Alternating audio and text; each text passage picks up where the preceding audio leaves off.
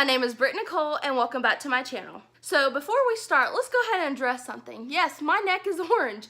I had a spray tan this week and it has faded down and I haven't gone to get it retouched up. I am going later today to get it touched up. So without further ado, let's get to the 21 books that I read in the month of May. So guys, I had an amazing reading month. I had a lot of 4 and 5 star reads. I didn't have a lot of anything under 4 stars, and it was like every book that I picked up, it was just that much more amazing, and I kept going. Since there are 21 books on this list, I will not be going into the synopsis of each one of them, but you can find some of my reviews at my Goodreads link down in the description. My Instagram is also down there, and while you're down there, let's hit that thumbs up button.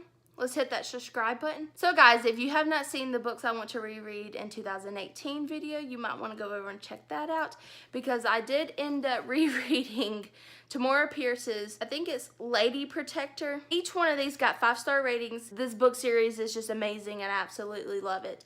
But the first one being First Test, second being Page, third being Squire, and the fourth is Lady Knight, all by Tamora Pierce. And when I first started this series, I was really afraid that I wasn't going to like them as much as I did when I first read them. It's been years and years and years since I've read this whole series, and I fell in love with it just as much now as I did then, and I 100% recommend reading this series. It's kind of more of a middle grade series, but I loved it. I didn't read these books in the month of May in this order. If you guys want to go over to my vlogs, I do kind of discuss how I read these books in order. I finished the Dark Elements trilogy by Jennifer L. Armentrout, the second being Stone Cold Touch, and the third being Every Last Breath. And both of these got 5 stars and they are absolutely amazing, and you guys need to go check these out. The next book I picked up was Lois Lane Fallout by Gwenda Bond, and this was 4 stars. I might need to explain myself a little bit when we get to this next book. I have a dog. His name is Benji, if you guys didn't know. He is 14 years old.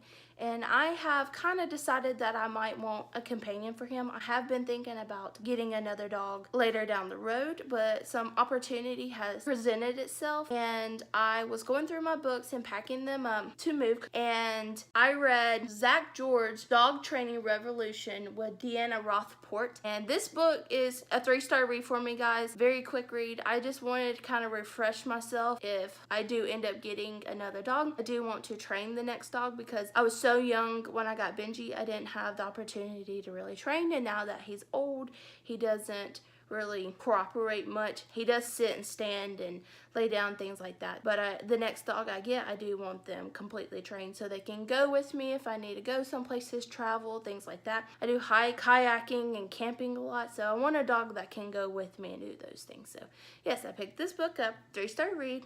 Not a bad read, but like I said, guys, I haven't decided if I'm getting that dog yet. Depends on if the dog will behave with my dog, if my dog will like her, because Benji is my top priority. Next book, I read Marissa Meyer's Heartless, and this was a 4-star read. The next 4-star read for me was Carnival by Stephanie Garber. Another 4-star read was Because You Love to Hate Me, and it's 13 Tales of Villainy by 13 different authors and 13 different booktubers. 4 stars. I'm about to get a lot of hate on this video.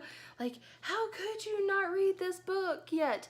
If you guys can't tell, I read all the City of Bones books a long time ago by Cassandra Clare, and I just now recently picked up Clockwork Angel. First time reading this. This is the trilogy that technically comes before City of Bones, and 5 stars. I love this book, and I can't believe it took me so long to pick it up. I can't wait to get to the rest of them. So I have a lot of mixed feelings about this next book. I've told you guys in other videos, I can beat this topic to death, that I only want books on my shelves that are 4 or 5-star reads that I think I'm ever going to read again. I'm not a book hoarder, and I do unhaul a lot of books that are 3-star reads and lower, because what's the point of keeping them if I don't feel like I'm ever going to read them? And a 3-star read for me is like, it wasn't bad, but it wasn't good. So Katherine Howell, the appearance of Annie Van Snyder, and the reason I gave this a 3-star read, and the reason why I have mixed feelings on this is because my friend Lauren actually met her and bought this book at one of her events for me, and got it signed. Even though it's a signed edition and I didn't enjoy it as much as I was hoping I was going to, I don't want to keep a lot of 3-star reads and lower on my bookshelf just because they're signed editions.